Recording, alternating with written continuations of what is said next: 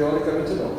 Já existem estudos mostrando que as bactérias entram pelo sistema reticular e sobem o caule. Agora, não está provado que ela chega no fruto.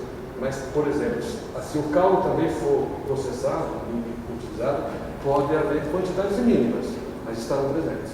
Então, a pergunta, vamos brincar com o brócolis, tá? Você come a fruta, a flor do brócolis. No talo, junto à raiz, podem existir contaminações.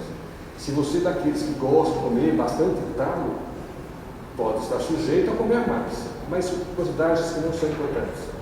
O que muda é a quantidade de bactérias que você vai ingerir.